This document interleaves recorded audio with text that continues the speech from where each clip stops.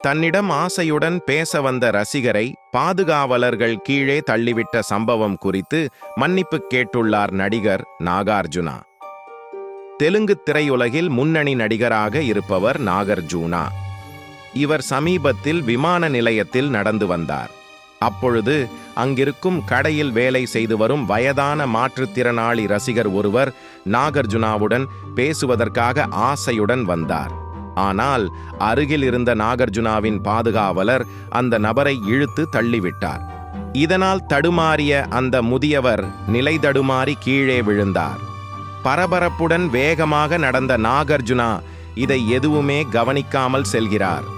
இந்த சம்பவம் தொடர்பான காணொளி சமூக வலைதளங்களில் வைரலாகி பேசுபொருளானது. நெட்டிசன்கள் பலரும் இந்த காணொளியை பகிர்ந்து முதியவரை இப்படி நடத்தியிருக்க கூடாது, நாகார்ஜுனா இது போன்ற விஷயங்களை கவனித்திருக்க வேண்டும் என்றும், பாதுகாவலர்கள் நடந்து கொண்டது விதம் மிக தவறானது என்றும் பதிவிட்டு வைரலாக்கினர். சிலர் நாகார்ஜுனா இதற்கு மன்னிப்பு கேட்டாக வேண்டும் என்று கூறினர். இந்நிலையில் இது குறித்து தனது எக்ஸ் தளத்தில் பதிவிட்டுள்ள நாகார்ஜுனா, இப்படி ஒரு சம்பவம் நிகழ்ந்திருப்பதை இப்போதுதான் கவனிக்கிறேன். இந்த தவறு நடந்திருக்கக்கூடாது.